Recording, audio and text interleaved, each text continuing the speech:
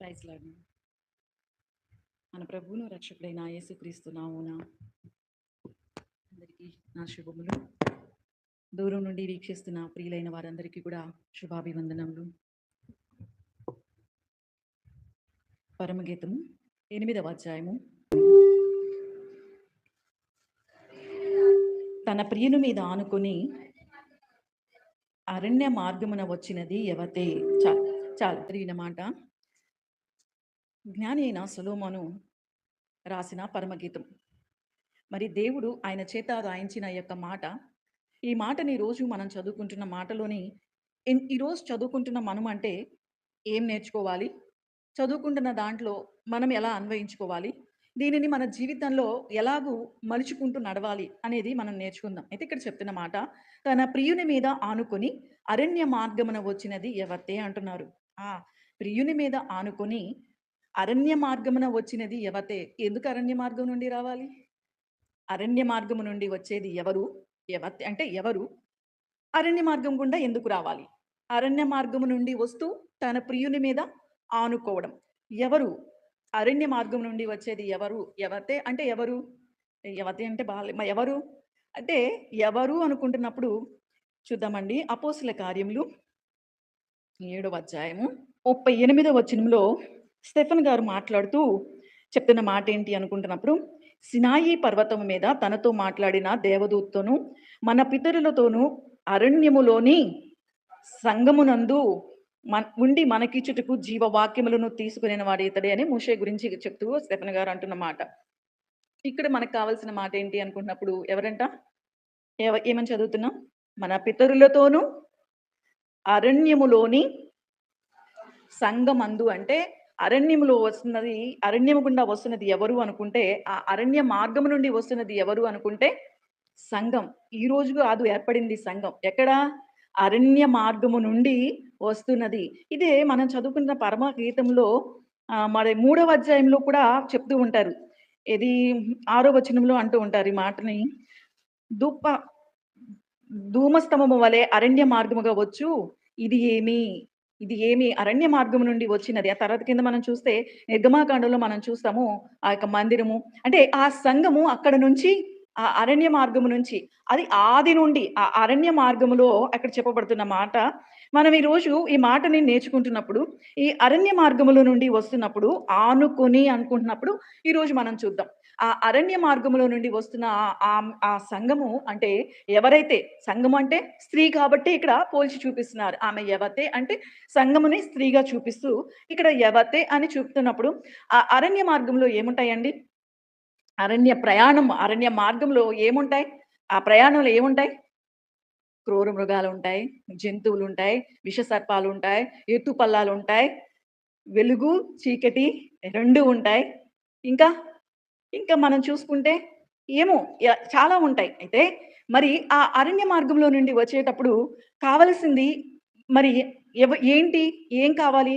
ఊరికనే అరణ్య మార్గంలో ఎక్కడైనా మనం ఒక చోటకి వెళ్ళాలి అనుకుంటే ఇప్పుడు కాదు, మన పాత వాళ్ళు ఏం చేస్తూ ఉంటారండి? నడుచుకుంటూ వెళ్తూ వాళ్ళ దగ్గర ఇంకొకటుంటది. ఆ!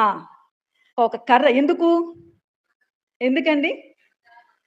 రక్షించుకోవడానికి. తమ్మును తాము రక్షించుకోవడానికి ఏం చేస్తారు? కర్రని చేతిలో పట్టుకొని వెళ్తూ ఉంటారు. ఎందుకు అంటే తమ్మును తాము రక్షించుకోవడానికి. అంటే అరణ్య మార్గం ఎలాంటిది? ఎత్తెక్కాలన్నా వాళ్ళకి సపోర్ట్‌గా కావాలి.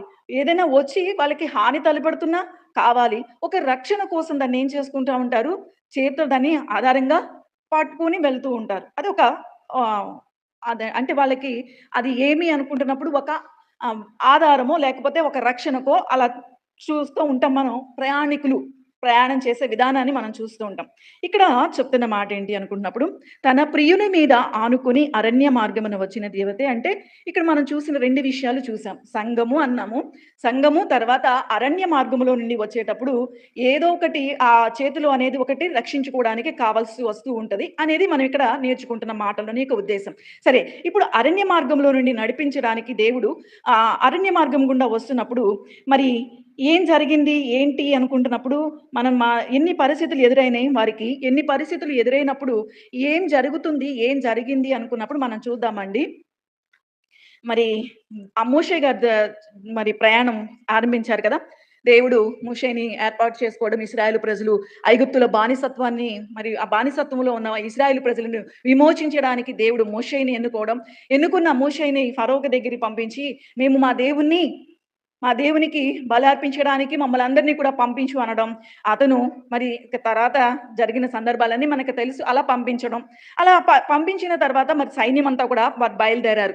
బయలుదేరి ప్రయాణంలో వెళ్తున్నారు. వెళ్తున్నప్పుడు జరిగిన సందర్భం ఏంటి అనుకుంటున్నప్పుడు, ఆరు ఆ యొక్క మార్గంలో ఐగుప్తులో నుండి వారు ప్రయాణం సాగించిన వెంటనే వారికి ఎదురైంది ఏంటండి? ఏమెదురైంది? ప్రజలందరికీ కూడా ఏమెదురైంది?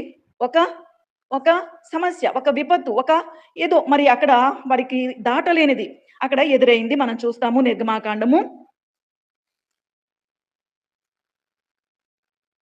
నిర్గమాకాండము 15వ అధ్యాయము 14వ అధ్యాయము 14వ అధ్యాయంలో మొదలుపెట్టారు.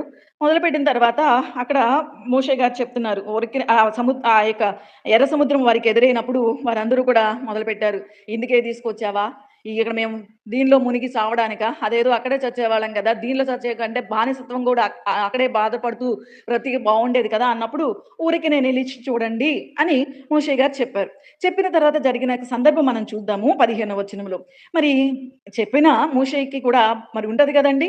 15వ వచనంలో. అంతలో యెహోవా మోషేతో అంటున్నారు. "నీవేళ నాకు మొరపెట్టుచున్నావు? సాగిపోవుడి అని ఇశ్రాయేలీయులతో చెప్పుము" అని తర్వాత ఇశ్రాయేలీయులతో ఏం చెప్పమంటున్నారు? ఇశ్రాయేలీయులతో ఏం చెప్పమన్నారు? సాగిపోండి అని చెప్పు అని తర్వాత మోషేకి చెప్తున్న మాట ఇప్పుడు 16వ వచనంలో చదువుదాం. ఏమంటున్నారిక్కడ? "నీవు నీ కర్రను ఎత్తి ఆ సముద్రము వైపు నీ చెయ్యి చాపి దాని పాయలుగా చెయ్యుము. అప్పుడు ఇశ్రాయేలీయులు సముద్ర మధ్యను ఆరిన నేల మీద నడిచిపోదురు." ఏముందంట మోషే చేతిలో? హ్మ్. ఆ కర్రను పట్టుకొని ఏం చేయమన్నారు? చాపి అక్కడ మీకది దారిస్తది. అంటే ఆ వాడిన విధానం ఏదైనా కానీ, ఆ యొక్క చేతి కర్రతో సముద్రము సముద్రంలో దారి ఏర్పడింది మనం చూస్తున్నాం. తర్వాత మరలా ఏం జరిగింది? ప్రయాణం వెళ్తూ ఉన్నారు. 17వ అధ్యాయంలో చూద్దాం. ఇశ్రాయేలు సర్వ సమాజం 17 వచనం మొదటి వచనంలో. సర్వ సమాజము యెహోవా మాట చొప్పున తమ ప్రయాణములో సీను అరణ్యము నుండి ప్రయాణమై రేఫదీలులో దిగిరి. ప్రజలు తమకు తాగు నీళ్లు లేనందున వాళ్ళకేం లేవు మొదలైంది. ప్రయాణం మొదలైంది. బాధలు మొదలైనయి. సమస్యలు మొదలైనయి. అన్నీ మొదలైనయి. ఇక్కడ మళ్ళీ ఏం చేస్తున్నారు? మొదలుపెట్టారు. సనగడం మొదలుపెట్టారు. మొదలుపెట్టి ఆగుతున్నారా? 4 వచనంలో మోషే గారు ఏమంటారో తెలుసా? "కొంతసేపయితే ఈళ్ళేం చేస్తారు నన్ను? దేనితో? రాళ్ళతో కొట్టి చంపేస్తారు. అలా ఉంది పరిస్థితి" అని దేవుడి దగ్గరికి వెళ్తే, దేవుడు చెప్పిన మాట 5వ వచనంలో, "ఇశ్రాయేలు పెద్దలలో కొందరిని తీసుకొని ప్రజలకి ముందుగా పొమ్ము. నీవు నదిని కొట్టిన నీ కర్రను చేత పట్టుకొని" నువ్వు అక్కడ ఉపయోగించావు గదా! ఇప్పుడు ఆ కర్రను తీసుకొని అక్కడికి చెప్తున్న తర్వాత, "నీవు ఆ బండను కొట్టగా ప్రజలు తాగడానికి దాంట్లో నుండి" ఇక్కడ ఏం చేశారు ఈ కర్రతో? నీళ్ళొచ్చినాయి. అంటే అవసరం తీర్చబడింది. అక్కడ సమస్య తీర్చబడింది. ఒక విపత్తు లేక దాటలేని పరిస్థితిలో వారికి అక్కడ ఉపయోగపడింది. ఇక్కడ త్రాగడానికి అంటే మనుగడకి కావలసినది దొరికింది. తర్వాత కింద వచనాల్లోకొచ్చేస్తే 8వ వచనంలో అదే అధ్యాయం. అమాలేకులొచ్చారు యుద్ధం చేయడానికి. ఇప్పుడు మోషే యెహోషువతో చెప్తున్నారు. ఏమని? "మన కొరకు మనుషుల్ని ఏర్పాటు చేసుకొని యుద్ధాన్ని మొదలుపెట్టు. యుద్ధాన్ని చేయమని" తర్వాత ఆయన అంటున్న మాట, "రేపు నేను" ఏం కర్రండి? దేవుని కర్రను. ఇక్కడ చూస్తే మనకి ఏం చూపించేస్తున్నారిప్పుడు? ఆ కర్ర ఏం కర్ర?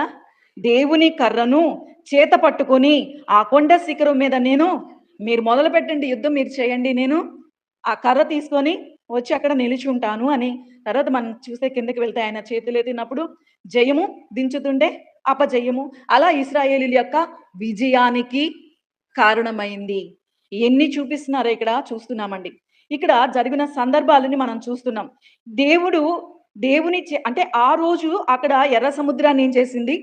పాయలుగా చేసింది. ఇక్కడ నీరు అవసరమైతే నీరుకి ఉపయోగపడింది. ఇక్కడ యుద్ధం జరుగుతుంటే జయాన్నిచ్చింది. అంటే మానవ మనుగడకి ఉపయోగపడుతుంది.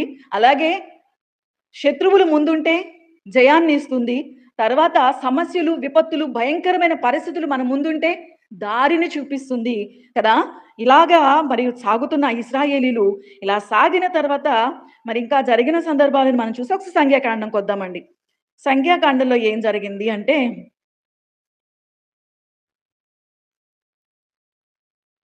సంఖ్యాకాండము ఇస్తున్నాను.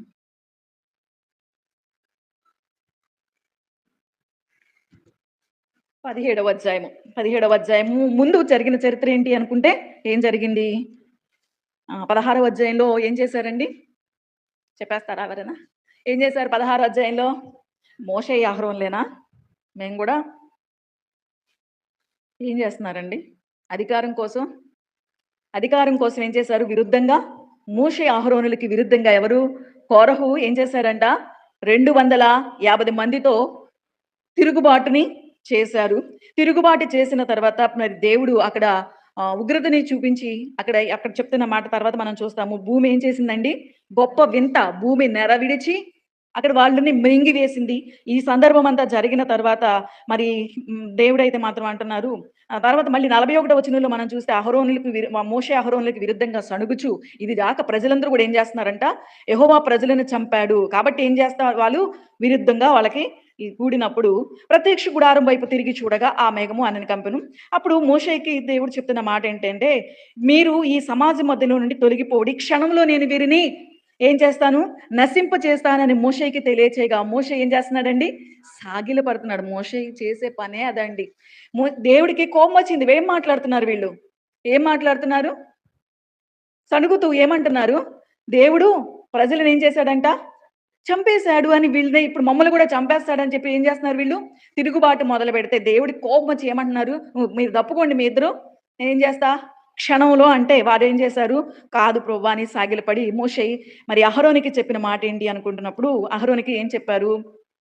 అహరోనుతో ఏం చెప్తున్నారు అనుకుంటే 46వ వచనంలో బలిపీఠము నువ్వు ధూపార్తిని తీసుకొని బలిపీఠపు నిప్పులతో నింపి ధూపం వేసి వేగంగా సమాజమునొద్దకు వెళ్ళి వారి నిమిత్తము ప్రాయశ్చిత్తము చేయము. కోపము యెహోవా సన్నిధి నుండి బయలుదేరింది.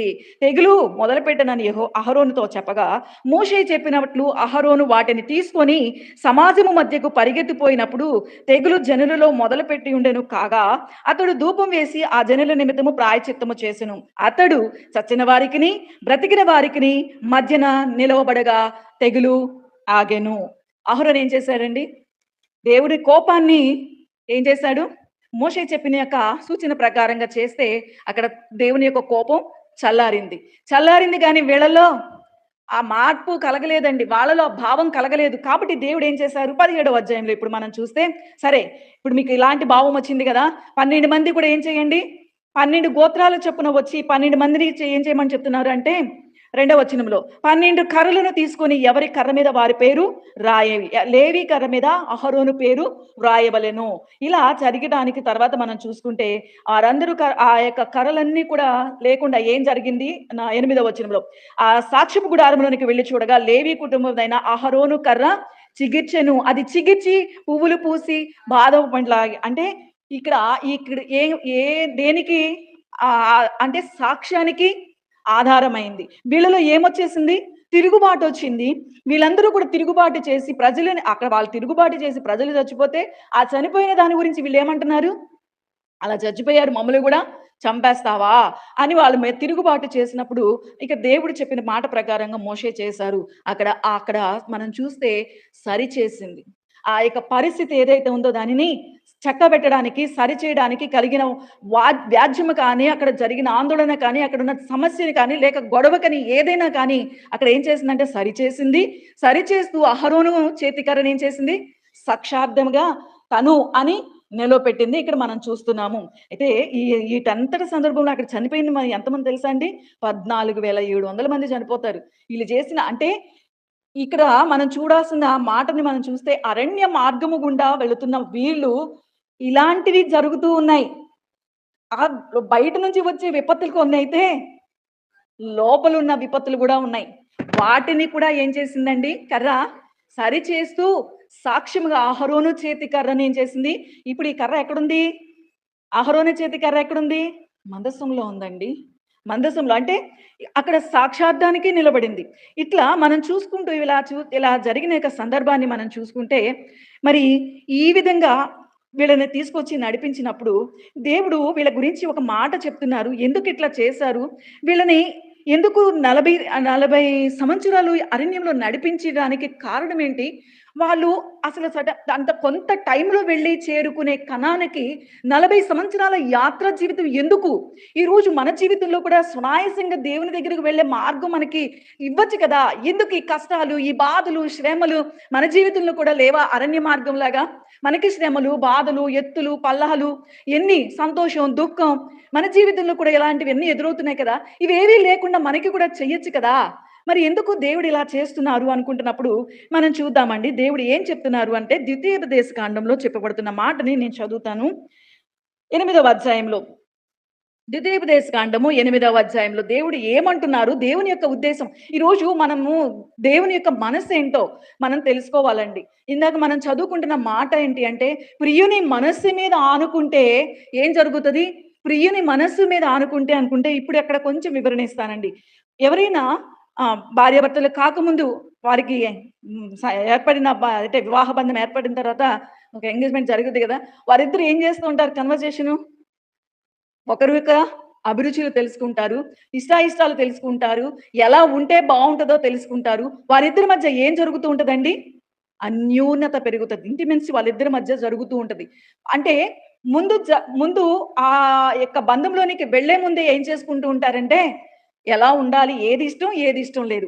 మనసు, మనసు తెలుసుకోవడానికి ఏం చేయాలండి? దగ్గరగా వెళ్ళాలి. మనసు ఆ ప్రియుని మీద మనసు ఏం చేయబడాలి? ఆనుకోవాలి. ఇది ఇక్కడ మనకి చెప్పబడుతున్న మాట. ఈరోజు మాటలు నేర్చుకోవడంలో ఉద్దేశ్యం ఏంటంటే, మనకి దేవుని మనసు తెలియాలండి. దేవుడు మనల్ని ఎందుకు ఇలాంటి మరి బాధలు, కష్టాలు ఇవన్నీ కూడా మన జీవితంలో ఎందుకు? జీవితం అంటే యేసు ప్రభువుని విశ్వసించి మనం వచ్చిన తర్వాత ఎందుకు మనకి ఇవన్నీ ఎందుకు వస్తున్నాయి? ఎందుకు వస్తున్నాయి అనుకున్నప్పుడు చెప్తున్న మాట. ద్వితీయోపదేశ కాండంలో అంటున్నారండి 8వ అధ్యాయంలో. అక్కడ అంటున్న మాటేంటి అనుకుంటే, రెండో వచనంలో చెప్తున్నారు. నీవు ఆయన నీవు ఆయన ఆజ్ఞలను గైకొందువో లేదో నిన్ను శోధించి నీ హృదయములోనున్నది తెలుసుకొనుటకు నిన్ను అణుచు నిమిత్తమును అరణ్యములో ఈ 40 సంవత్సరములు నీ దేవుడైన యెహోవా నిన్ను నడిపించిన మార్గమంతటిని మర్చిపోతాం గదండీ! మనిషి లక్షణం. మర్చిపోతాం కాబట్టి ఎందుకు తీసుకొచ్చాను అని ఆయన చెప్తూ అక్కడ అంటున్న మాటని మనం చూస్తాం. ఏం చెప్పారు అంటే ఇక్కడ ఏం చెప్తున్నారు? మనకి ఏం నేర్పిస్తున్నారంటే, ఆజ్ఞలను గైకొందువో లేదో, ఎర్ర సముద్రం ఎదురైనా, ఎత్తుపల్లాలు ఎదురవుతున్నా, నీళ్లు లేవు. అక్కడ కొరత ఎదురవుతుంది. సమస్య ఎదురవుతుంది. ఇలాంటి పరిస్థితులు, శత్రువులు ముందున్నారు. ఇవన్నీ కూడా జీవితంలో ఎదురవుతుంటే, ఇక్కడ చెప్తున్న మాట ఏంటో తెలుసండి? ఈరోజు మన జీవితానికి కూడా చెప్తున్నారు. ఆజ్ఞలను గైకొందువో లేదో నిన్ను శోధించి నీ హృదయంలోనున్నది తెలుసుకోవడానికి. ఎందుకు అంటే, ఈ యాత్రా జీవితం నువ్వు ఎంత దగ్గరగా దేవునికి వస్తున్నావు. నీకు మంచిగా ఉన్నంత సేపు ఉంటున్నావా? కష్టంలో కూడా ఉంటున్నావా? నష్టంలో కూడా ఉండగలుగుతున్నావా? ఎత్తుని ఆనందిస్తున్నావు. దింపుతుంటే పళ్ళల్లోకి బాధగా ఉంటుందా? ఆయన అలాంటి పరిస్థితుల్లో కూడా ఆజ్ఞలను గైకుంటున్నామో లేదో ఆయన ఏం చేస్తున్నాడంట? శోధించడానికి, పరిశోధించి తెలుసుకోవడానికి ఏం చేస్తున్నారు? మన ముందుకొస్తున్నాయండి. కాబట్టి ఈరోజు నేర్చుకుంటున్న మాటలోని యొక్క ఉద్దేశ్యం ఏంటంటే, ఆ మనసుని మనం తెలుసుకుంటే మనకర్థమవుతదండి. మరి ఇక్కడ చెప్తున్న మాట అయితే తర్వాత అంటున్నారు, మూడవ వచనంలో ఆహారం వలనే కాక యెహోవా సెలవిచ్చు ప్రతి మాట వలన నరుడు బ్రతుకుతారు అని అక్కడ చెప్పి తర్వాత అంటున్న మాట 4వ వచనంలో ఈ 40 సంవత్సరములు నువ్వు వేసుకున్న బట్టలు పాతగలేదు, కాలు వాయలేదు. తర్వాత ఏమంటున్నారు 6వ వచనంలో నీవు ఆయన మార్గములలో నడుచుకున్నట్లు ఆయనకి భయపడినట్లు నీ దేవుడైన యెహోవా ఆజ్ఞలను గైకొనవలెను. అక్కడ చెప్తున్న మాట ఏంటి అనంటే 40 సంవత్సరాల యొక్క ప్రయాణంలో ఏం చేయలేదండి? ఏం చేయబడలేదంట? వారు వేసుకున్న పాతగిల్లలేదు. చెప్పులు అరిగిపోలేదు. అంతే కాకుండా ఇంకా తర్వాత మనం చూసుకుంటే పగలు మేఘస్తంభం, రాత్రి రాత్రి ఏమైతే మరి అక్కడ అరణ్య ప్రయాణంలో ఎలా ఉంటదండి? కానీ దేవుడు ఏం చేస్తున్నారు? రాత్రి పూట అగ్ని స్తంభంగా ఈ విధంగా నడిపిస్తే, ఈ విధంగా నడిపించిన యాత్రలో నీళ్లు లేవు, ఆహారం లేదు. వారికి ఏం గుర్తొస్తున్నాయి? ఏం గుర్తొస్తున్నాయండి? ఐగుప్తులో తిన్నవన్నీ గుర్తొచ్చేసినప్పుడు వారైతే మాత్రం ఏం చేస్తున్నారు? సణుగులు, గొణుగుడు, దేవునికి విరుద్ధంగా మాట్లాడడం, ప్రవర్తించడం. అదే ఆయన చెప్తున్న మాటండి. 40 సంవత్సరములు ఏం చేస్తున్నా? ఆజ్ఞలను అలాంటి పరిస్థితిలో కూడా గైకుంటున్నారా? అయితే ఆయన చేయలేనివాడు కాదు. ఎవరికైనా ప్రయాణం చేస్తే ఒక పూట ఇక్కడి నుంచి నెళ్ళిన తర్వాత ఏం చేయాలి బట్టలు? ఉంచుకోలేమండి. ఎందుకు? కానీ ఈళ్ళేంటంట నిజంగా ఎంత అద్భుతకరుడు కదా! ఎంత ఆశ్చర్యకరుడు. 40 సంవత్సరాలు వాళ్ళ వస్త్రాలు పాతకెళ్ళకుండా ఏసిన చెప్పులు ఎంతకాలం ఏస్తాం? మహా ఏస్తే 2 సంవత్సరాలేస్తాం. కానీ 40 సంవత్సరాలు వాళ్ళ చెప్పులు అరిగిపోకుండా, వారి వస్త్రాలు పయకుండా, వారికి కావాల్సినంత మరి ఆహారాన్ని మన్నాను ఆకాశం నుండి కురిపిస్తూ, మరి వారి యొక్క జీవిత విధానాన్ని పోషిస్తున్న ఇశ్రాయేలీయుల జీవితాన్ని ఈరోజు మన ముందు చూపిస్తున్నారండి. ఈ యాత్ర జీవితంలో మనం నేర్చుకోవాల్సింది, నేర్పిస్తున్నది ఎందుకు అనుకుంటే ఇక్కడ చూపిస్తున్నారు. దేవుని ఇలాంటి సదుపాయాలు, ఇలాంటి వనరులు అన్నిటిని కూడా ఇచ్చి ఈ లోకంలో మనకి ఏం చేయమంటున్నారు? నీకొచ్చినా సరే నువ్వు ఉంటావో లేదో ఏం చేస్తా? పరిశోధిస్తున్నా. శోధిస్తున్నా అంటే తప్పుగా కాదు. అంటే వేరేలాగా కాదు. శోధించడం అంటే పరిశోధించి అబ్రహాముని దేవుడేం చేశాడు? పరిశోధించారు. ఈరోజు మనల్ని కూడా అందుకోసమేనండి. తర్వాత మనం చూస్తే 15వ వచనంలో అంటున్నారు. అదే అధ్యాయం 15వ వచనంలో. తాపకరమైన పాములను, తేళ్లను కలిగి ఎడారి అయి నీళ్లు లేని భయంకరమైన ఆ గొప్ప అరణ్యములు. అరణ్యములు ఏమున్నాయి? ఏమున్నాయి? తాపకరమైన పాములు, తేళ్ళు, నీళ్లు లేని భయంకరమైన ఆ గొప్ప అరణ్యములో నేను నిన్ను నడిపించా. రాతి బండ నుండి నీళ్లు తప్పించా. తుదకు నీకు మేలు చేయవలెనని నిన్ను అనుచుటకు, శోధించుటకు నీ పితరులు ఎరగని మన్నాతో అరణ్యమున నిన్ను పోషించాను. అయితే ఇక్కడ మాట చెప్తున్న పాట 17వ వచనంలో. అయితే మీరు మా సామర్థ్యము, మా బాహుబలము, ఇంత భాగ్యము మాకు కలగచేసానని అనుకుందురేమో. అనుకుంటారేమో. ఏమంటామండి ఈరోజు మన జీవితాల్లో కూడా మనం జీవిస్తూ ఏం చేస్తున్నామండి? నా శక్తి, నా బలము, నా యుక్తి, నా జ్ఞానము నేను. ఎవరిచ్చారు? అందుకే అంటున్న మాట అండి అది. ఈ యాత్రలో మనం నేర్చుకోవాల్సిన ఇదే ఈరోజు. ఇవన్నీ తెలుసుకుంటే మనం ఎళ్తూనే ఆ ప్రియుని మీద ఆనుకోగలుగుతాం. ఎవరు ఆనుకుంటారు? ఆనుకోవడం వల్ల జరిగిన ప్రయోజనాలేంటో ఈరోజు నేర్చుకుంటున్న ఆ 2 వచనాలలో, ఆ 2 మాటలలోని, ఆ 2 లైన్‌లో ఉన్న మాటల యొక్క పరమార్థాన్ని ఈరోజు మనం తెలుసుకుందామండి. అక్కడ ఎందుకు ఇలాంటి పరిస్థితులు అనంటే దేవుడు ఏం చెప్తున్నారంటే, మీరు మా సామర్థ్యము, మా బాహుబలము, ఇంత భాగ్యము మాకు కలగచేసినని అనుకుందురేమో. కాగా నీ దేవుడైన యెహోవాని జ్ఞాపకము చేసుకొనవలెను. ఎలయనగా తాను నీ పితరులతో ప్రమాణము చేసినట్లు తన నిబంధనను నేటివలే స్థాపింపవలెనని మీరు భాగ్యము సంపాదించుకుంటకే మీకు సామర్థ్యము కలగచేయువాడు. ఈరోజు జ్ఞానముంది, యుక్తుంది, బలముంది, శక్తుంది. నా ఒంట్లో అన్నీ నాకున్నాయి అనంటే ఎవరంటే ఈ సామర్థ్యాన్ని ఇచ్చింది? ఇక్కడ ఈ వచనంలో 18వ వచనంలో ఏమంటున్నారు?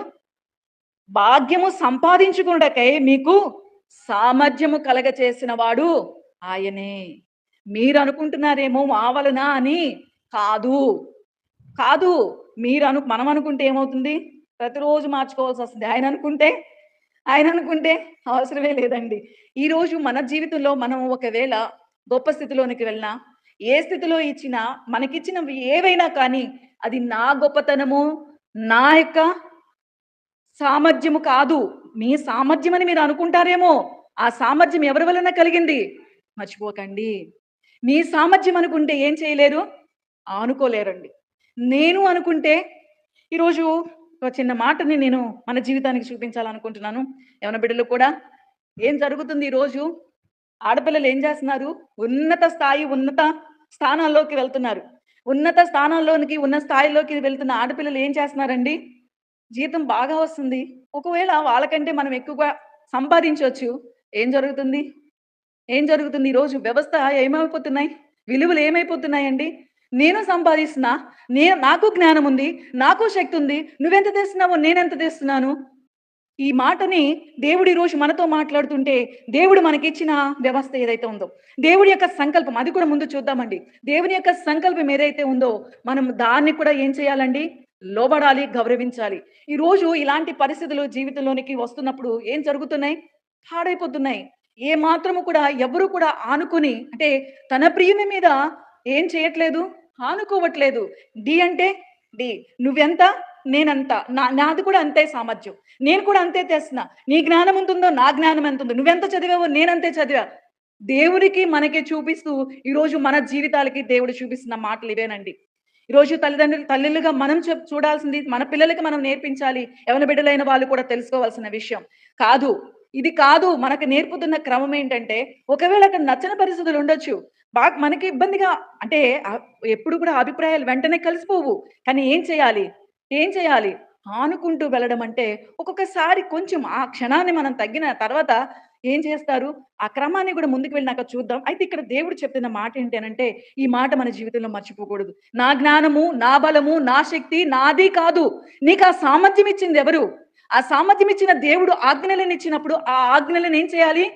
గైకొంటున్నావో లేదో ఏం చేస్తున్నాడు ఆయన? పరిశోధిస్తున్నాడు. శోధిస్తున్నాడు. అలాంటి శోధనలో కూడా నువ్వు ఆజ్ఞలని గైకుంటున్నావా? ఓకే. అంత ఎక్కువగానే చెయ్యొచ్చు. నీకు దేవుడు నిజంగానే అంత స్థాయి, అంత స్తోమత, అంత జ్ఞానము, బలము ఇవ్వచ్చు. కానీ ఏం చేయకూడదు? ఏం చేయాలి? ఈరోజు మనం ఆ మాటలు నేర్చుకొని మన జీవితానికి అన్వయించుకుంటూ వెళ్దాం.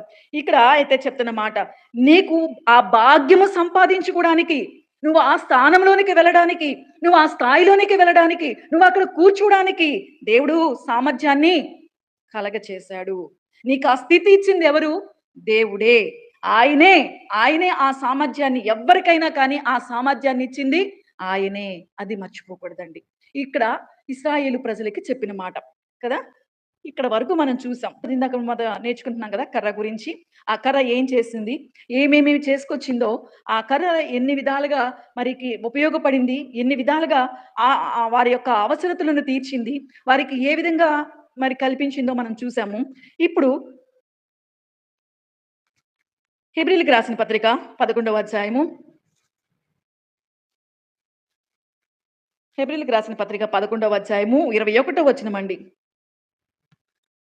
విశ్వాసమును బట్టి యాకోబు గట్టిగా చదవండక్క. విశ్వాసమును బట్టి యాకోబు అవసాన కాలమందు ఏ ఏసేపు కుమారులలో ఒక్కొక్కరిని ఆశీర్వదించి తన చేతి కర్ర మొదల మీద ఆనుకుని దేవునికి నమస్కారము చేశాను. 11వ అధ్యాయము హెబ్రీయులకు రాసిన పత్రిక అంతా కూడా ఎవరి గురించిందండి? విశ్వాస వీరులు. విశ్వాస వీరుల గురించి ఉన్న ఆ సందర్భంలో ఇక్కడ రాసిన ఒక ప్రత్యేకమైన సందర్భం అండి. ఒక ప్రత్యేకమైన సందర్భం. అందరూ కూడా జయించారు. జయించారు. శ్రేష్టమైన బలిచ్చాడు హేబేలు. మనం చూసుకుంటూ వస్తే అబ్రహాము పునాదులు కలిగిన పట్టణం కొరకు ఎదురు చూశాడు, నమ్మాడు, నిరీక్షించాడు. ఇవన్నీ మనకి ఇస్సాకును చూపించిన ఇవన్నీ చూపించిన తర్వాత యాకోబు గురించి వచ్చినప్పుడు చెప్తున్న మాట ఏంటంటే ఏమంటున్నారండి? విశ్వాసమును బట్టి యాకోబు అవసాన కాలమందు అంటే మరణకాలమందు కింద రాస్తున్నారు. మరణకాలమందు ఏసేపు కుమారులలో ఒక్కొక్కరిని ఆశీర్వదించి తన చేతి కర్ర మొదలుకొని మొదలు మీద ఆనుకొని దేవునికి నమస్కారం చేశాడు. ఏమి కర్ర? ఏమిని కర్ర? ఎందుకు ఈ కర్ర ఇక్కడ ఇక్కడ జరిగిన ఈ మాటను ఒకసారి చరిత్రలోనికి వెళ్తే ఎక్కడుందండి చరిత్రలో? ఆదికాండము యాకోబు చరిత్రను కూడా చూద్దాం. ఇప్పుడు కాలేబుని మనం చూసాం. ఏది మనసు ఎవరి మనసు ఆనుకుంటుందో వారి జీవితం పూర్ణ శాంతి ఎలా ఉంటుందో. ఇక్కడ ఇంకొకటి ఆనుకునే విధానాన్ని మనం చూసుకుంటున్న రెండో సందర్భం ఏంటంటే యాకోబు ఏం చేశాడంట? తన చేతి అనుకుని నమస్కారము చేసినన్న మాట ఉన్నది కదా! ఇక్కడ జరిగిన సందర్భం ఏంటి అనుకుంటున్నప్పుడు 48వ అధ్యాయంలో మనం చూస్తాము. ఆదికాండము 48వ అధ్యాయంలో ఇయన్నీ సంగతులు జరిగిపోయిన తర్వాత తన తండ్రి కాయలాగా ఉన్నాడని ఏసేపుతో చెప్పారు. ఏసేపుతో చెప్పినప్పుడు ఏసేపు తన పిల్లలిద్దరిని కూడా తీసుకొనొచ్చారు. ఏసేపు పిల్లలెవరండి? మనష్షే, ఎఫ్రాయిము. మనష్షే, ఎఫ్రాయిములని ఇద్దరిని కూడా తన తండ్రి దగ్గరికి తీసుకొని తను యేసేపు వచ్చాడు. అక్కడ వచ్చిన తర్వాత మరి జరిగిన సందర్భం మనం చూసుకుంటే, అక్కడ ఏం జరిగింది అనుకుంటున్నావా? అప్పుడు తను ఆహ్, మరి యాకోబే మాట్లాడేస్తున్నాడు. నిన్నసలు నిజంగా నేను చూస్తాననుకోలేదు. నేను మళ్ళీ నువ్విలా ఎంతో భావోద్రేకమైపోయి ఇట్లాంటి దేవుడికి మరి కృతజ్ఞతలు చెప్పుకుంటూ, ఇట్లాంటి అవకాశాన్ని దేవుడు నాకిచ్చాడు. నేనైతే అసలు ఊహించలేదు, అనుకోలేదని తన జీవితంలో జరిగినవన్నీ కూడా తెలియచేసిన తర్వాత, "నీ పిల్లలని నేను ఆశీర్వదిస్తా. నీ పిల్లలు గూడా నా బిడ్డలే" అని చెప్పి ఆయన చెప్పిన తర్వాత ఆ బిడ్డలిద్దరిని కూడా అక్కడుంటే ఎవరి ఈళ్ళు అని అడిగితే, "నా పిల్లలు" అని యేసేపు చెప్పడం మనం అక్కడి వరకు చూస్తాం. 8వ వచనంలో అప్పుడు ఇశ్రాయేలు అన్న చోట మనకు తెలుసుకోవడం కోసం అక్కడ యాకోబు. యాకోబు యేసేపు కుమారులని చూచి వీరెవరనగా అంటే ఇక్కడ దేవుడు ఇశ్రాయేలు అనంటే ఇశ్రాయేలుగా మార్చేశారు కాబట్టి ఇశ్రాయేలు. కానీ మనకు అర్థమవ్వడం కోసం ఇక్కడ నేను యాకోబు అంటున్నా. ఇశ్రాయేల్ అంటే మరి ప్రజలు అనుకుంటారేమో అందుకని. ఆ యాకోబు యేసేపు కుమారులని చూచి వీరెవరని అడగగా యేసేపు అంటున్నారు. వీరు నా కుమారులు. వీరిని ఈ దేశమందు దేవుడు నాకు అనుగ్రహించాడని తన తండ్రితో చెప్పినప్పుడు, దీవించడానికి నా దగ్గరికి తీసుకొని రమ్మని చెప్తున్నప్పుడు ఇశ్రాయేలు అంటే యాకోబు కన్నులు వృద్ధాప్యము వలన ఈ మాటను ఒక్కసారి చూద్దాం. చాలా జాగ్రత్తగా చూద్దామండి. యాకోబు ఎలా ఉన్నాడంట? యాకోబు ఎలా ఉన్నాడు? ఆ! వృద్ధాప్యం వలన ఏమైనయి? కన్నులు మందముగా ఉండెను కనుక అతడు చూడలేకపోయెను. వృద్ధాప్యమొస్తే శారీరకంగా జరిగే పరిస్థితి అది కూడా అది యాకోబు ఎదుర్కొన్నాడు. అలాంటి పరిస్థితి ఎదుర్కొన్నప్పుడు అక్కడ మనం చూసుకుంటున్న మాటని మనం చూస్తే అతడు చూడలేకపోయెను అన్నది మనం చూస్తున్నాం. యేసేపు వారిని అతని దగ్గరికి తీసుకొని వచ్చినప్పుడు అతడు వారిని ముద్దు పెట్టుకొని కౌగిలించుకొనెను. తర్వాత యాకోబు యేసేపుతో "నీ ముఖము చూస్తానని నేను అనుకోలేదు కానీ నీ సంతానాన్ని దేవుడు నాకు కనిపించాడని" తర్వాత వాళ్ళని దీవించే విధానాన్ని గనక మనం చూసుకుంటే ఆహ్, ఆహ్, యేసేపు తన పిల్లలిద్దరిని కూడా తీసుకొస్తున్నాడు.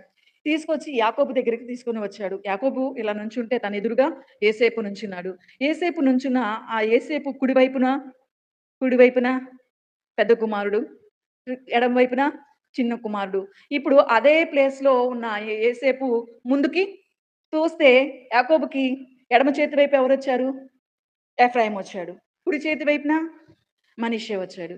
ఇలా మరి మనం చూసుకుంటే అట్లా జరిగిన సందర్భం జరిగింది కదా! ఆ తర్వాత యాకోబు చేసిన పనేంటి అనుకున్నప్పుడు 14 వచనంలో 14 13వ వచనంలో.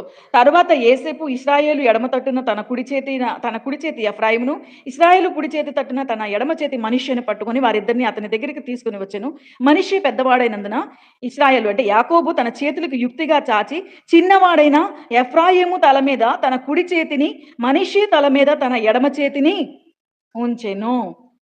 యాకోబు చేసిన పనేంటంటే ఎఫ్రాయిము తల మీద ఏం చేయుంచాడు? అర్థమైందా అండి? ఇక్కడ అర్థమైందా విషయం? ఎఫ్రాయిము తల మీద తన కుడి చెయ్యి ఎడమ వైపు ఉన్న ఎఫ్రాయిము మీదకి పెట్టాడు. ఈ కుడి చెయ్యిని ఎడమ చేతి ఉన్న చిన్న కొడుకు మీద పెట్టాడు. ఈ ఎడమ చెయ్యి తీసుకొచ్చి పెద్ద కొడుకు మీద పెట్టాడు. ఇది తండ్రికి కళ్ళు కనపడట్లేదు గదా! అని యేసేపు చెప్తున్నాడు. నాన్న అలా కాదు. అతను మీరు కుడి చెయ్యి పెట్టిన అతను చిన్నవాడు. మీరు ఎడమ చెయ్యి పెట్టారు అతను పెద్దవాడు. అంటే యాకోబు ఏమన్నాడండి? నాకు తెలుసు. నాకు తెలుసు. తెలిసే నేను ఇక్కడ ఈ మాటని ఇప్పుడు ఎందుకు చదువుకుంటున్నామంటే, అక్కడ రాసారు. మనం ఎబ్రీ పత్రికలో చదువుతున్నాం గదా! ఇదే సందర్భం అండి. ఎందుకు ఈ సందర్భాన్ని చదువుకుంటున్నప్పుడు, నిజంగా యాకోబు చేసిన పని అక్కడ ఎందుకు రాసారంటే, దేవుని యొక్క మనస్సుని ఎంతగా ఎరిగి, ఎంతగా తెలుసుకున్నాడో యాకోబు. తన ప్రియుని మీద ఆనుకుంటే జరిగే సందర్భం. యాకోబు ఎక్కడ ఆనుకున్నాడు? దేని మీద ఆనుకున్నాడండి? దేవుని కర్ర మీద. తన చేతి కర్ర మీద ఆనుకొని, ఆశీర్వదించే ముందే ఆనుకునే ఉన్నాడు. ఆనుకొని అంటే తన చేతిలో పట్టుకున్నది ఆధారమైంది. దాని మీద ఆనుకున్నాడు. ఆశీర్వదించిన తర్వాత దేవునికి నమస్కారం చేశాడు. ఇది ఎవరు చేయలేదండి? ఈ పని ఎవరు చేయలేకపోయారు? మీకు అర్థమైందా? యాకోబు చేసిన పని ఎవరు చేయలేకపోయారు? ఆ! ఇసాకు చేయలేదండి. ఇసాకు చేయలేదు. ఇసాకుకి తెలుసండి. దేవుడు రోమపత్రిక 9వ అధ్యాయమేనా? 9వ అధ్యాయంలో మనం చూస్తే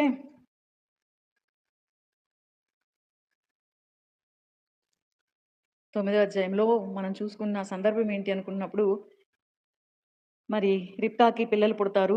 రిబ్కాకి విషయం చెప్పారు. 10, 12 వచనాలు కలిసున్నాయండి. ఈ మాట చూస్తే, ఏర్పాటును అనుసరించిన దేవుని సంకల్పము క్రియల మూలముగా కాక, పిలిచువాని మూలముగానే నిలకడగా ఉండు నిమిత్తము, పిల్లలింకా పుట్టి మేలైనను, కీడైనను చేయకముందే పెద్దవాడు చిన్నవానికి దాసుడగనని అని అని ఎవరితో? ఆమెతో. ఆమెతో చెప్పినప్పుడు ఆమె తన భర్తకి చెప్పుండదా? చెప్పలేదా? చెప్పే ఉంటదండి. చెప్పే ఉంటది. ఎందుకంటే ప్రతీదీ ఇప్పుడు జనరేషన్‌లో దాపరికాలున్నాయి గానీ అప్పుడు లేవండి. ఏ విషయమైనా తెలుసు. యాకోబుకి తెలుసండి.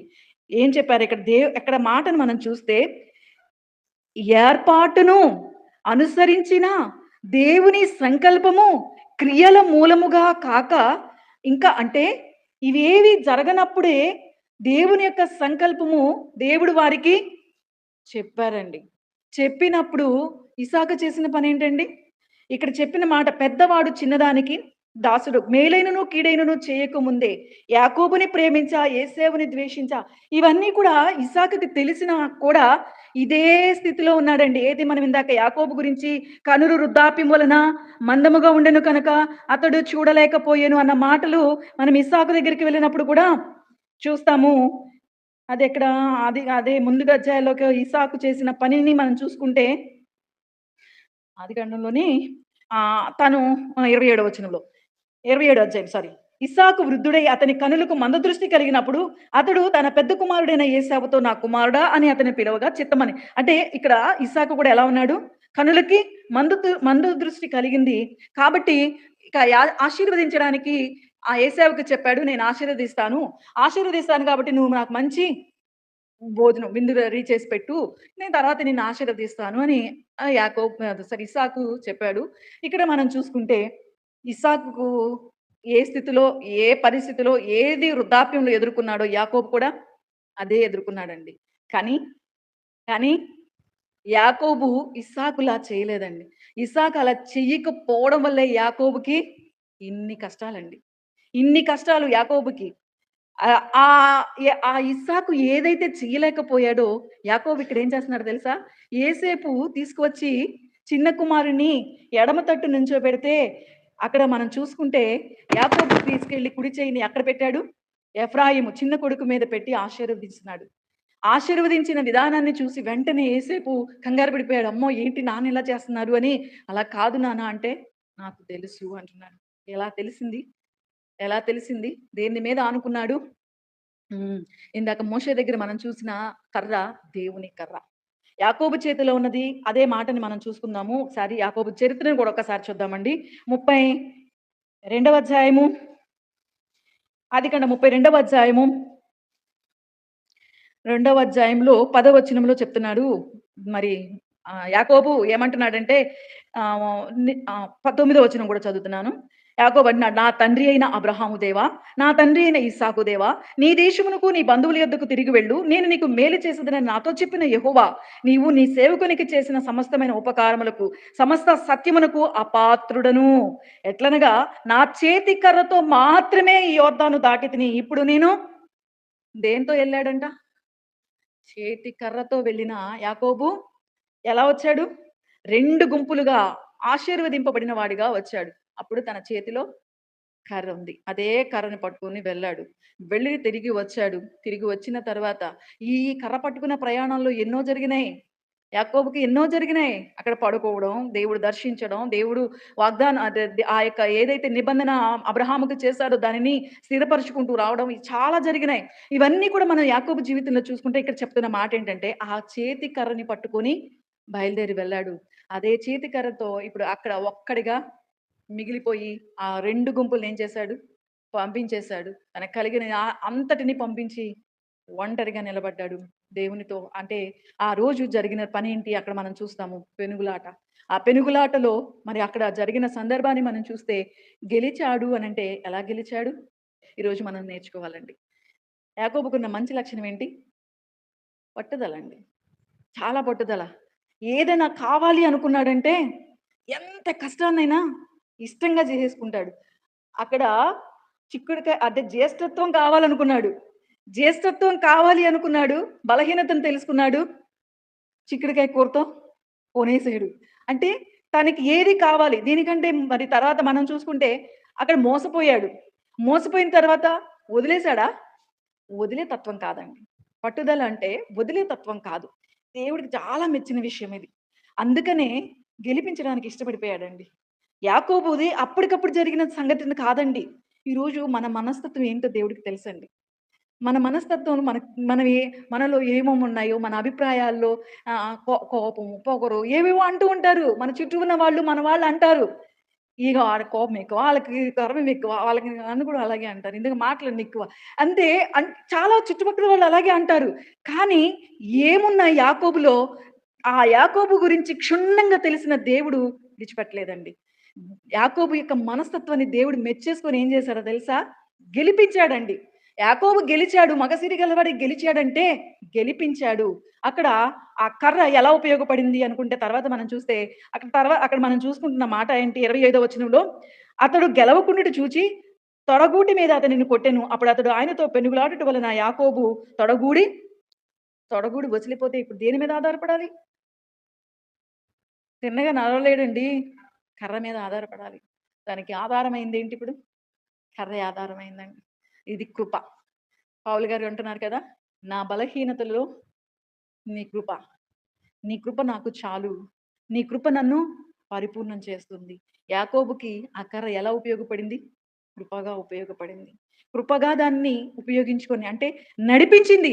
ఆ బలహీనత తన యొక్క తొడగుంటి వసిలిను అంటే అక్కడ అలాంటి పరిస్థితిలో తిన్నగా నడవలేని యొక్క ఆధారం తన కర్రని ఆధారం చేసుకొని నిలబడి అంటే ఆ కృప తన బలహీనతలో నుండి ఏం చేసింది? తీసుకుంటూ వెళ్ళిందండి. అక్కడున్న పరిస్థితి, సమస్య ఎదుర్కొన్నాడు. దేనికి ఎదుర్కొనే తత్వమే కానీ వెనుతిరిగే తత్వం కాదండి. ఈయనలో ఉన్న లక్షణాలను ఈరోజు మనం నేర్చుకోవాలి. యాకోబు ఆ కర్ర మీద ఆనుకొని అంటే తన ప్రియుని మీద ఆనుకొని, తన ప్రియుని మీద ఆనుకొని ఆ అరణ్యంలో అక్కడ మొదలైందండి. అందుకనే హెబ్రీ పత్రికలో మనం చూస్తాము. ఇక్కడంతా ఇశ్రాయేల్ అని చూస్తాం కదా! కానీ ఆ 11వ అధ్యాయంలో మనం ఏం చూస్తామో తెలుసా అండి? దేవుడు యాకోబు, ఇస్సాకు అబ్రహాము, ఇస్సాకు, యాకోబుల దేవుడిని మీ దేవుడని అనిపించుకోవడానికి కూడా అక్కడ ఇశ్రాయేలు అన్న ఆ పదాన్ని హెబ్రీ పత్రికలో ఉపయోగించలేదండి. యాకోబు అంటున్నారు. ఈరోజు ఆ మాట ఎందుకంటున్నారంటే యాకోబు తన యొక్క స్థితిని ఊపేసుకున్నాడు దేవుడి దగ్గరికెళ్ళి. ఇదిగో నేను. ఇది నేను. మనుషులెవ్వరికీ కాదు చూపించుకోలేదు. ఇది నేను. ఎవరివి నువ్వు? యాకోబుని. నేను మోసగాడిని. నాకు పొందుకోవడం కోసం నేను ఎలాంటివే చేశాను. తన వ్యక్తిత్వము, తన యొక్క స్థితి, తన యొక్క ఏదైతే ఉందో దాన్ని దేవుడి ముందు చూపించేశాడు.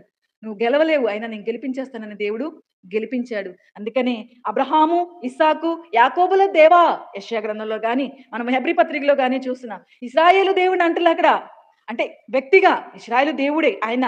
కానీ ఇక్కడ మనం చదువుకుంటున్న ఇశ్రాయేలు అని మనం 42వ అధ్యాయంలో చదివాం కదా! అక్కడ ఇశ్రాయేలు కాదు. అబ్రహాము, ఇస్సాకు, యాకోబుల దేవుడిని మీరలా ఉంటే మీ దేవుడిని అనిపించుకోవడానికి కూడా నేను సిగ్గుపడను అంటున్నాడు. అంటే యాకోబు దేవుడిగా ఉండడానికి ఆయన ఇష్టపడ్డాడు. మనమేంటో మనం మార్చుకోలేం. మనమేంటో మన చుట్టూ ఉన్న వాళ్ళని మెప్పించలేం. మనమేంటో మనం ఆళ్ళకి నచ్చం. వాళ్ళకెవరికీ నచ్చకపోయినా మన మనస్తత్వము, మన యొక్క ఏ స్వభావం మన దగ్గరుందో దానిని మార్చుకుంటూ, మలుచుకుంటూ దేవుడేం చేసుకుంటాడంటే ఆయనకిష్టమైనట్టుగా చేసేసుకుంటాడండి. ఎప్పుడు జరుగుతది అనంటే ఆయన మీద ఆనుకోవాలి. ఆ కర్రని ఆధారం చేసుకొని దాని మీద ఆనుకున్నాడు యాకోబు. దేవుని యొక్క చిత్తం ఇందాక మనం రోమ పత్రికలో చదువుతున్న మాట. ఏర్పాటు ఏదైతే ఉందో దానిని, ఆ ఏర్పాటుని దేవుని యొక్క సంకల్పాన్ని ఇస్సాకు అక్కడ ఆ విధానంలో చేయలేదు. ఇస్సాకు చేయలేకపోయింది. యాకోబు ఏం చేశాడు? చేశాడండి. ఇది మనం నేర్చుకుంటున్న మాట. యాకోబు అలాగే కాకుండా 49వ అధ్యాయంలోకొచ్చేస్తే కుమారులందరిని కూడా ఏం చేశాడు? ఆశీర్వదించాడండి. అక్కడ మాట మనం చదివితే అంత్య దినములలో సంభవింపబోవు సంగతులు మీకు తెలియచేసేదును అంటే ప్రవచనాత్మకంగా ఏం చేశాడు? జరగబోయే సంగతులు ప్రవచనాత్మకం అండి. అక్కడ యాకోబు 49వ అధ్యాయంలో చేసిన పనేంటంటే ఒక్కొక్కరిని పిలిచి ఆశీర్వదిస్తున్నాడు. ఏమన్నా ప్రవక్త? కాదు. కానీ ఎలా తెలిసింది? ఆనుకున్నాడు. ఆనుకుంటే దేవుని యొక్క సంకల్పము, దేవుని యొక్క చిత్తము, దేవుని యొక్క మనస్సు, దేవుడు మన గురించి ఏమనుకుంటున్నాడో, నా గురించి ఏమనుకుంటున్నాడో నాకు అర్థమవుతదండి. నా గురించి ఏమనుకుంటున్నాడో, ఎవరి గురించి మీ దగ్గరకొచ్చి ఏమనుకుంటున్నాడు నా గురించి దేవుడు అంటే కాదు. నా గురించి దేవుడు ఏమనుకుంటున్నాడో ముందు నేనేంటో దేవునికి తెలుసు. నా మనస్సేంటో తెలుసు. నా బలహీనత ఏంటో తెలుసు. నా స్వభావం ఏంటో తెలుసు. నేనేంటో ఆయన దగ్గరికి వెళ్ళి మనం గనక చెప్పి అది ఆనుకోవడం అంటే. ఓపెన్ ఇంకంతే. మనస్సు అంటే ఎవని మనసు ఆయన మీద ఆనుకుంటదో అంటే ఎవని ప్రియుని మీద మనం గనక ఆనుకుంటే ఆ ప్రియుని మనసు మనకు అర్థమవుతది. అది ఆయనకిష్టం కదా! నాలో ఇది ఉంది కదా! ఆయనకిష్టమైంది నేను చేయాలి. మనం ఇందాక ద్వితీయోపదేశకాండంలో చదువుకున్నాం. ఆజ్ఞలని గైకుంటామో లేదో, ఆజ్ఞలు చెప్పారు. అది ఆయన మనసు. నా మనసు అలా లేదు. మార్చుకోవడానికి ఎందుకంటే నేను ఆయన్నేం చేస్తున్నా? యోహాను గారు కూడా ఇప్పుడు అక్కడికే వస్తాను. ఇది యాకోబు చేసిన పని. మనం యాకోబు ప్రవచనాత్మకంగా అంటే 12 మందిని ఆశీర్వదించాడు. ఇది ఆరంభంలో మనం సంఘ ఆరంభం. అక్కడి నుంచి మనం చూసుకుంటూ వస్తున్నాం ఇక్కడ. ఇది యాకోబు చేసిన పని అయితే ఇక్కడ యాకోబు చేతి కర్రని పట్టుకొని ఇలా చేశాడు. ఈ విధంగా దేవుని యొక్క సంకల్పాన్ని, దేవుని యొక్క మనస్సునెరిగి, దేవుని యొక్క చిత్తాన్ని నెరవేర్చాడు. ఎఫ్రాయిముని దీవించాడు. మనిషి ఇతన్ని దీవించాడు కానీ, దేవుని యొక్క సంకల్పం ఎవరి మీద ఉందో వారిని ఎలా దీవించాలో అలా ఆశీర్వదించాడు. ఇక్కడ మనం చూసాము. ఇది యాకోబు దగ్గర నేర్చుకుంటున్నాం కదా! ఇక్కడ ఇలా అరణ్యంలో వీరందరూ కూడా మనం చూసిన విధానం. ఈ కర్ర ఎన్ని విధాలుగా ఉపయోగపడిందో కూడా మనం చూసామండి. ఎలా ఉపయోగపడిందో, ఏ విధంగా జరిగిందో మళ్ళీ మొత్తం నేను చెప్పను. ఆ విధంగా ఉపయోగపడుతూ వచ్చిన ఆ కర్ర పట్టుకొనొస్తున్నారు కదా!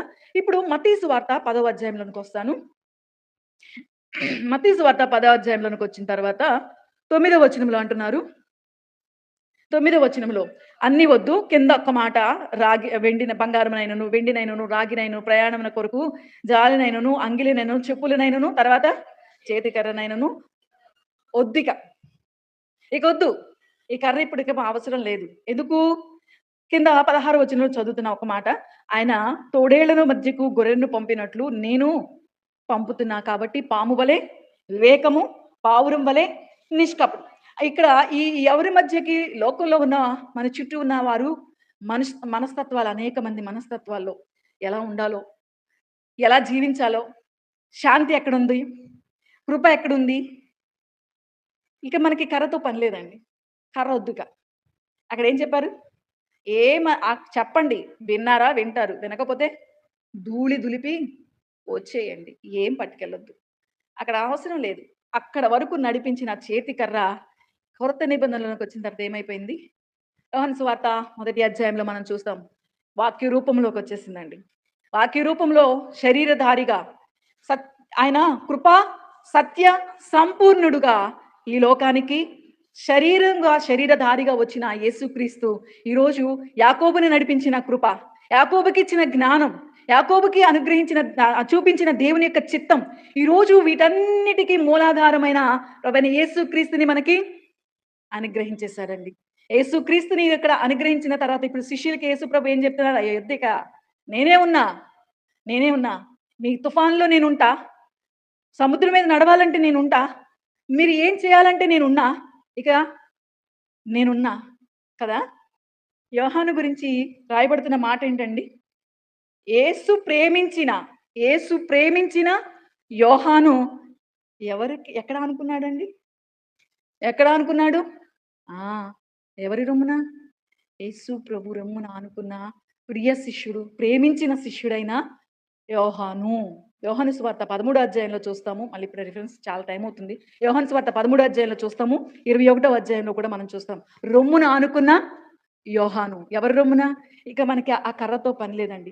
నడిపించే అరణ్య మార్గంలో కావాల్సి అంటే ఆ అరణ్య మార్గంలో ఒక భద్రతని, ఒక క్షేమాన్ని, ఆ కర్ర ఆధారాన్ని చేసుకున్న ఆ కర్ర ఇక ఇప్పుడు మనకి ప్రభువైన యేసుక్రీస్తు శరీరధారిగా వచ్చిన తర్వాత ఇక అవసరం లేదు. కాబట్టి వద్దిక. ఇక అవసరం లేదు. ఇప్పుడేం చేయాలి? ఏం చేయాలి? యేసుక్రీస్తు మనతో ఉన్నారు. ఇప్పుడు ఆ యేసుక్రీస్తు ఉన్న ఆయన రొమ్మున యోహాను ఆనుకున్నాడు కదా! యోహాను చెప్తున్న మాటను ఒకసారి చదివితే మొదటి అద్ మొదటి యోహ యోహాను రాసిన మొదటి పత్రిక మొదటి అధ్యాయంలో ఏమంటున్నాడు అంటే, ఆయన అంటున్న మాట, మేము దేనిని యోహాను పత్రిక, మొదటి పత్రిక, మొదటి అధ్యాయము. జీవవాక్యమును గూర్చినది ఆది నుండి ఏది ఉండెనో ఏం చెప్తున్నారు? ఇప్పుడు మనం ఆనుకోవాల్సింది చెప్తున్నారండి. కళ్ళారా చూసిన యోహాను. ఆయన చెప్తున్న సాక్ష్యం జీవవాక్యమును గూర్చి ఆది నుండి అక్కడ అరణ్యములో నుండి మొదలైన సంఘం ఏదైతే ఉందో ఆది నుండి ఏది ఉండెనో మేము ఏది వింటిమో కనులారా ఏది చూచితిమో ఏది నిదానించి కనుగొంటిమో మా చేతులు దేనిని తాకి చూచినో అది మీకు తెలియచేయుచున్నాము. ఆ జీవము ప్రత్యక్షమైనది. అక్కడ చెప్తున్న మాట మనకి అయితే ఈ ఈ యొక్క ప్రత్యక్షమైన తర్వాత ఈ సందర్భంలో ఆయన చెప్పాలనుకుంటున్న 7వ వచనంలో మనం చూస్తే ఆయన ఏమై ఉన్నాడు? అరణ్యములో వెలుగై ఉన్నాడు. పగలు మేఘస్తంభము, రాత్రి అక్కడ. ఇప్పుడు నిత్యము వెలుగే మనకి. ఆయన వెలుగై ఉన్నాడు కాబట్టి వెలుగులో ఉన్న ప్రకారము మనమును వెలుగులో నడిచిన ఎడల మనము అన్యోన్య సహవాసము కలవారమై ఉందుము. అన్యోన్య సహవాసము మనకి ఎలా ఏర్పడుతుంది? ప్రియ శిష్యుడైన యోహానికి ఎలాగైతే ఏర్పడిందో ఆయన చెప్తున్నాడండి. యేసుక్రీస్తు రొమ్మున ఆనుకున్న ఆయనకి దేవుని యొక్క చిత్తం సంకల్పం అంతా ఎరిగిన ఆయన యోహాను సువార్త రాశారు, పత్రికలు రాశాడు. ప్రవచనాత్మకంగా యాకోబు ఎలాగైతే ప్రవచించి 12 మందిని ఆశీర్వదించాడో యోహాను ఏం చేశాడండి? ప్రకటన గ్రంథాన్ని కూడా రాశాడండి. ప్రకటన గ్రంథంలో యేసుప్రభుని ఎలా చూపిస్తున్నాడు? ఆ యొక్క పరమగీతంలో మనం ఆ ప్రియురాలు ఏ విధంగా వర్ణిస్తుందో మొదటి అధ్యాయం అంతా కూడా యేసుక్రీస్తు గురించిన వర్ణన యోహాను గారు అదే చూపిస్తున్నారండి. నా ప్రియుడు 10,000 మందిలో అతి కాంక్షణీయుడు, అతి సుందరుడు. ఎలాంటి వర్ణని మనం చూసామో అక్కడ సొలొమోను గారి ద్వారా యోహాను గారు ఇక్కడ ప్రకటన గ్రంథం మొదటి అధ్యాయంలో మనం చూస్తున్నాం. కారణం కారణం ఆయన రొమ్మున ఆనుకున్నాడు. ఆయన రొమ్మున ఆనుకున్న వాళ్ళకి ఏం జరుగుతదండి? దేవుని మనస్సేంటో, దేవుని చిత్తమేంటో, దేవుని ఇష్టమేంటో తెలుస్తదండి. ఈరోజు ఈ మాటలు నేర్చుకుంటున్న మన యొక్క జీవితంలో మనకి కృత నిబంధన కాలంకొచ్చిన తర్వాత హెబ్రీ పత్రిక 8దో అధ్యాయంలో దేవుడు ఏం చెప్తున్నారంటే మనకి మన హృదయం మీద ఏం చేస్తారండి? ధర్మవిధిని, ధర్మవిధిని మన హృదయం మీద రాసేసాడు.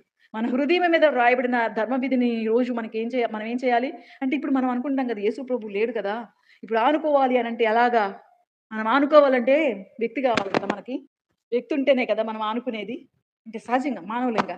కానీ ఇప్పుడు మనకి ఆయన ఏం చేశారు? ఆయన ధర్మవిధిని మన హృదయంలో ఆ! రాశారు. క్రొత్త నిబంధనలో పాత నిబంధనలు కాకుండా ఈరోజు మనకి చెప్తున్న మాట ఏంటంటే చదవండక్క అక్కడ ఒక నిబంధన ఏమిచ్చారు మనకి? రా ఆ! వాటిని రాయుదును. వానికి దేవుడనయుందును. వారి ప్రజలయుందురు. అక్కడ ఆ తర్వాత అక్కడ ఒక మాట ఏమంటున్నారంటే తొమ్మిదో వచనంలో, తొమ్మిదో వచనంలో వారిని అదే వారి చెయ్యి పట్టుకొని వారిని చెయ్యి పట్టుకునిన దినము వారితో నేను చేసిన నిబంధన వంటిది కాదు. వారితో చేసిన నిబంధన వంటిది కాదు ఇప్పుడు. వారు నా నిబంధనలో నిలువలేదు కనుక నేను వారిని అలక్ష్యము చేసితిని ప్రభువు చెప్పుచున్నాడు. పదో వచనంలో నేను చేయబోవు నిబంధన ఏదనగా వారి మనస్సులో నా ధర్మ విధులను ఉంచెదను. వారి హృదయముల మీద వాటిని వ్రాయుదును. నేను వారికి దేవుడనయుందును. ఏం రాశారండి మన హృదయముల మీద? మన హృదయం మీద ఆయన ధర్మ విధులని రాశాడు. ఇప్పుడు ఆయన ఆజ్ఞలని అదే యోహాను గారు 5వ అధ్యాయంలో ఏమంటారు? ఆయన ప్రేమిస్తే ఆజ్ఞలను గైకొంటాం. ఆయన ప్రేమించడం అంటే ఆజ్ఞలని గైకొంటమే. ఏది మనం ద్వితీయోపదేశకాండంలో చూసిందే యోహాను గారు కూడా చెప్తున్న మాటలు. ఆ ప్రియుని మీద ఆనుకుంటే దేవుని యొక్క చిత్తమేంటో మనకి అర్థమవుతది. అలాగే ఇప్పుడు ఆ నిబంధన వంటి నిబంధన కాదు ఈరోజు. మనకేం చేశారు? క్రొత్త నిబంధన. ఈ నిబంధన ఏం చేస్తుందో చూద్దామండి. 11వ వచనంలో 12వ వచనంలో. 12వ వచనంలో ఏమంటున్నారంటే, నేను వారి దోషముల విషయమై దయ కలిగి వారి పాపములు ఇక ఎన్నడకుని జ్ఞాపకం చేసుకోడు. యాకోబుని మర్చిపోయాడు దేవుడు. యాకోబు యొక్క మనస్తత్వాన్ని మర్చిపోయాడు. ఇశ్రాయేలుగా ఇశ్రాయేలుగా మార్చుకున్న తర్వాత యాకోబు మనస్తత్వం ఇంక కాదు. యాకోబుని ఇశ్రాయేలుగా మార్చి యాకోబు యాకోబు ఏమంట? యాకోబు గురించి చెప్తున్నారు. ఇశ్రాయేలు నీ భాగ్యం ఎంత గొప్పది. ఈరోజు మనం మన గతము, మన యొక్క స్థితి, మన యొక్క జీవితం, మన మనస్తత్వం ఇదేది కూడా దేవుడు జ్ఞాపకం చేసుకోడు. కొత్త నిబంధన ఇస్తున్నాడు మనకి. ఈరోజు మనకి క్రొత్త నిబంధన నిబంధన? మనం ఆనుకుంటానికి, ఆనుకోవడానికి, మనం ఆచరించడానికి ఇప్పుడు మన హృదయం మీదే ఆయన ఏం చేసేసాడు? రాసేసాడు. ఆ ధర్మవిధిని రాసి, ఇక నీ పాపములు ఎన్నటికిని జ్ఞాపకము చేసుకోను అని మనకి ఈరోజు చెప్తున్న మాట. ఈరోజు ఈ మాటలను వింటున్న మన యొక్క జీవితంలో మరి ఆ రొమ్మున ఆనుకున్న యోహాను గారి ద్వారా ఎలాంటి చూస్తున్నామో, ఎలా దేవునికి ఇష్టంగా ఎలాగా యేసు ప్రభువుకి ఎంత ప్రేమించాడో, మరి ఆయన తన తల్లి యొక్క బాధ్యతని కూడా ఎవరికి అప్పగించారు? ఎందుకు? ఆయన రొమ్మున అంతగా ఆనుకున్నారు కాబట్టి. ఈరోజు అలాంటివన్నీ మనం పొందుకోవాలి అనంటే, ఈరోజు ఇది మనకి చెప్తున్న మాటండి. మనకిస్తున్న క్రొత్త నిబంధన ఎంత గొప్పదో. వారు ఆ నిబంధనలో వారు ఆ నిబంధనలో నిలవలేదు కాబట్టే వారు కనాను దేశంలోనికి వెళ్ళలేకపోయారు. అరణ్యయాత్రలో మనం కూడా ఉన్నాం. హృదయారణ్యంలో మన భావోద్రేకాలు, మన ఆలోచనలు, మన యొక్క పరిస్థితులు మనల్ని ఎంతో నలిపేస్తూ ఉంటాయి. వ్యక్తిగతంగా మనకే ఇలాంటి మన హృదయంలో జరుగుతున్నవి ఎన్నో ఇలాంటివి. కానీ ఇప్పుడు ఎక్కడికెళ్ళి ఆనుకోవాలి? ఆల్రెడీ మన హృదయంలో రాయబడి ఉన్నాయి. మన హృదయంలో రాయబడి ఉన్నాయి కాబట్టి వాటిని మీద మనము వాటిని అనుసరిస్తూ, వాటిని గైకుంటూ గనక జీవిస్తే మనకి ఆయన ఇస్తానంటున్న స్వాస్థ్యం. ఆ స్వాస్థ్యంలో మనమందరము కూడా వెళ్ళగలుగుతాము. అదే కాలేబులో చూస్తున్నాం. యాకోబు ఎలాగైతే దేవుని యొక్క చిత్తం, మనస్సు ఎరిగాడో, ఈరోజు మన కుటుంబంలో ఏం అర్థం కావట్లేదా? ఏ పరిస్థితులు మనకు అర్థం కానప్పుడు యాకోబు ఏం చేశాడంట? దేవుని కర్ర మీద అంటే ఆనుకుంటాం. ఆ చేతిని ఆధారం చేసుకొని ఆనుకొని ఈరోజు ఈ జీవవాక్యమే మనకి ఆధారం. దీనిని ఆనుకుంటే దీనిని ఆనుకుంటే దేవుని మనస్సు, దేవుని యొక్క సంకల్పం, దేవుని ఆలోచన మనకు అనుగ్రహింపబడుతది. మన కుటుంబాలని మనము చక్కగా నిర్వర్తించగలుగుతాము. ఈరోజు ఇక్కడ మనం చెప్తున్న మాట ఇక యవన బిడ్డలు లేక ఒక బంధం గురించి చెప్తున్న మాట ఏంటంటే పౌలు గారు ఎఫెసీయులకి ముగించేస్తే ఎఫెసీయులకి రాసిన పత్రికలో పౌలు గారు అంటున్న మాట, ఈ మర్మము గొప్పది. ఈ మర్మము గొప్పది. ఏమి ఆ మర్మం అనుకుంటున్నప్పుడు సంఘము ఎవరు? సంఘము అంటే మనమందరము కూడా కలయిక. క్రీస్తు యొక్క శరీరం. శిరస్సు క్రీస్తుగా ఉన్నాడు. శిరస్సుగా ఉన్న క్రీస్తు ఎలా ఉన్నాడు? అక్కడ దేని గురించి చెప్పుకుంటూ వస్తున్నారంటే భార్య, భర్త. భార్య, భర్త అంటే ఒక ప్రియుడు, ప్రియురాలని అక్కడ మనం పరమగీతంలో చూస్తున్నాం. కానీ ఇక్కడికొచ్చిన తర్వాత మర్మంగా చూపిస్తున్నారు. ఇక్కడ కాబోతున్న లేదా ఇంకొక మాట కూడా ఏంటి? యేసుప్రభు ప్రియుడు, భర్త అన్నీనా? అన్నీ. ఆయనే స్నేహితుడు, ఆయనే ప్రియుడు, ఆయనే భర్త. కనబడే భర్తని దైవం అంటే ఎందుకు భర్త ఏంటి? ప్రియుడేంటి? మాట్లాడుతున్నారు. ఏవేవో మాట్లాడుతున్నారు. అక్షరంగా చదివితే అలాగే కనిపిస్తది. వాళ్ళు గూడా 10 మంది ఎలా చూసారు? అలాగే చూసారు. వాళ్ళకలా కనపడింది.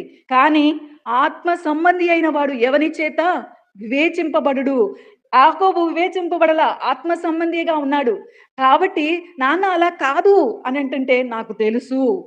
ఆత్మ సంబంధి అయిన వాడు ఆత్మ విషయాలని చూస్తాడు కాబట్టి అవి వాళ్ళకే అర్థమవుతాయి. అక్షరంగా చదివితే లోపాలు కనిపిస్తాయి. అక్షరంగా చదివితే తప్పులు కనిపిస్తాయి. అక్షరంగా చదివితే మనకి కూడా ఏం అర్థం కాదు. దేవుని మనసు మనకి అర్థం కాదు. అక్షరంగా చదివితే కాదు. దాన్ని ఎలా చదవాలి?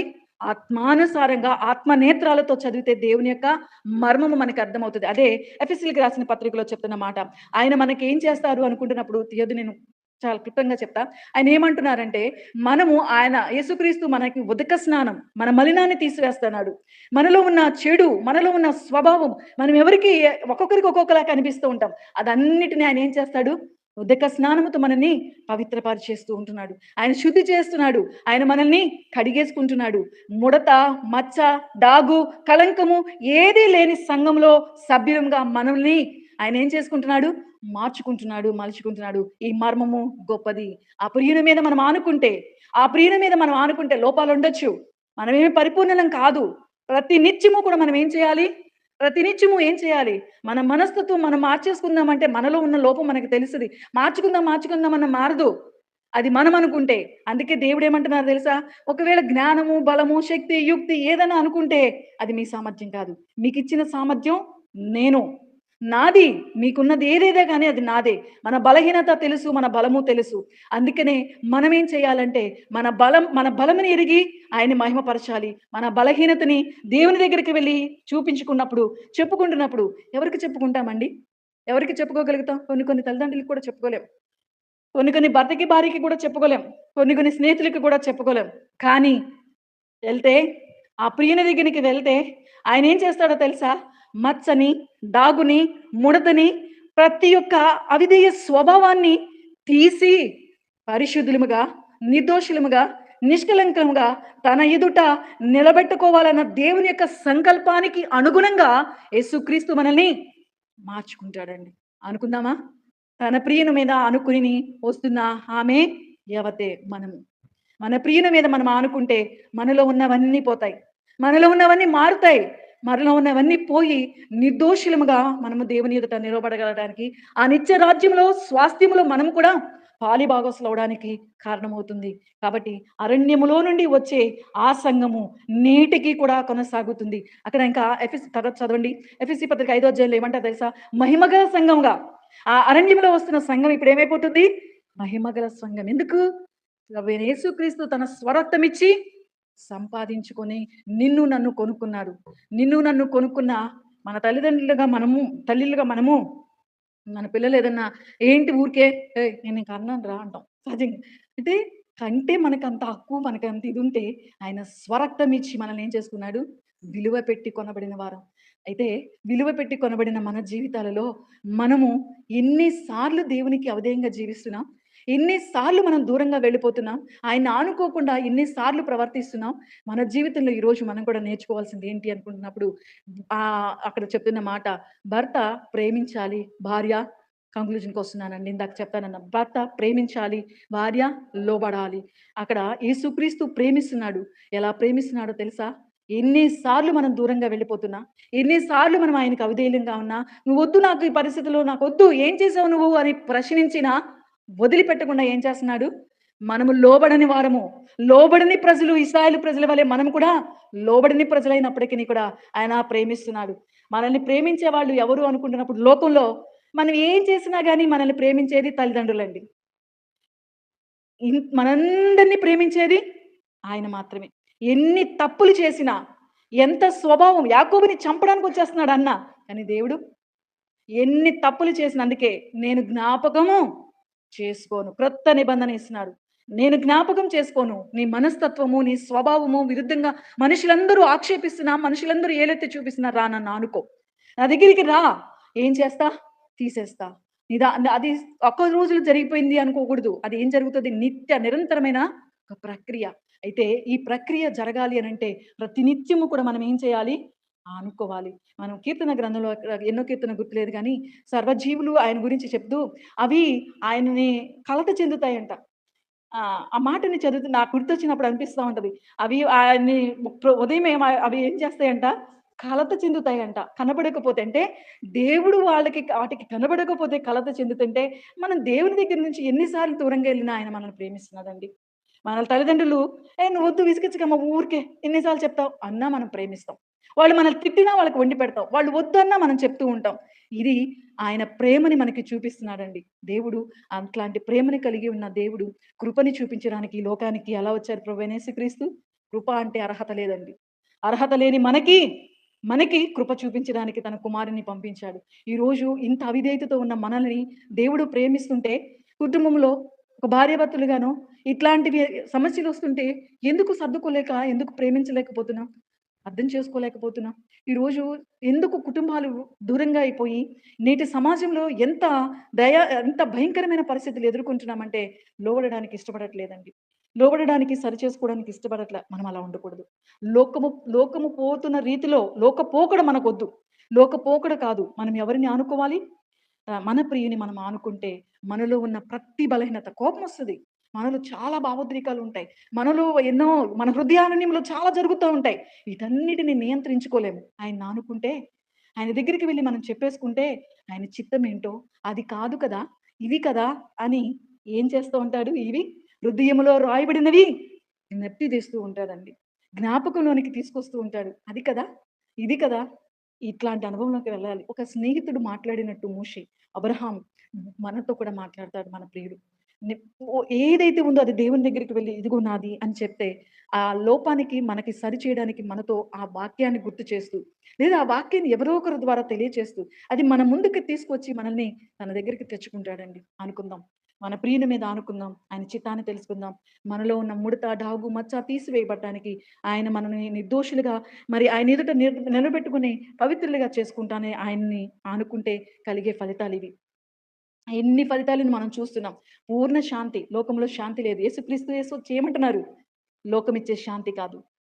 నా శాంతినే అనుగ్రహిస్తున్నాను. ఇది చెప్పే ముందు 14 అధ్యాయంలో ఏమంటున్నారు? అదే ఆ 14 అధ్యాయం యోహాను సువార్తలో ఈ గ్రంథం మొదటేమంటున్నారో తెలుసా? మీ హృదయమును, మీ హృదయమును ఎందుకంటే కలవరాలన్నీ హృదయంలోనే మొదలవుతాయి. వేదనలన్నీ హృదయంలోనే మొదలవుతాయి. గొడవలన్నీ హృదయంలోనే మొదలవుతాయి. ప్రేమైనా హృదయంలోనే మొదలవుతది. అన్నీ హృదయంలోనే మొదలవుతాయి. హృదయాన్ని కలవరపడనీయొద్దు. కాలేబు ఏమంటున్నాడు? ఎవ్వనికి భయపడక. హృదయంలో కలవరం ఉంటే అన్ని భయాలే వచ్చేస్తూ ఉంటాయి. హృదయాన్ని కలవరపడనీయొద్దు. నాయందు విశ్వాసముంచండి. నాయందు విశ్వాసముంచండి. నేనున్న స్థలములో మీరుండులాగున నేను మీకు స్థలము సిద్ధపరచ వెళ్ళుచున్నాను. నా శాంతిని మీకు అనుగ్రహిస్తున్నాను. మన మనసు ఆయన మీద అనుకుంటే ఇన్ని మన జీవితంలోనికొస్తాయి. అనుకుందాం. ఏ పరిస్థితులున్నా దేవునికి చెప్పుకుందాం. మనం ఎవ్వరికి చెప్పుకున్నా ఒకవేళ విని తర్వాత మనల్ని ఎగతాళి చేస్తారు. లేకపోతే నలుగురికి చెప్తారేమో. ఎందుకంటే ఆయనే అంటున్నారు. తాపకరమైన పాములు, తేళ్ళు ఏమో ఎన్నో ఉన్నాయి. తెలీదు. కానీ ఆయనని ఆనుకుంటే మన స్వభావము, మన పరిస్థితి, మనయన్నీ కూడా మారిపోతాయి. ఆయన మనస్సేంటో మనకి అర్థమవుతది. మనకి ఆ సందర్భంలో ఏం నిర్ణయం తీసుకోవాలో కూడా తెలియనప్పటికిని అది నిదానంగా ఆయన బయలుపరుస్తూ వస్తాడు. కాబట్టి అనుకుందాం. అట్టి భాగ్యము దేవుడు మనకందరికిని దయచేయును గాక. ఆమేన్. ప్రార్థన చేస్తాను.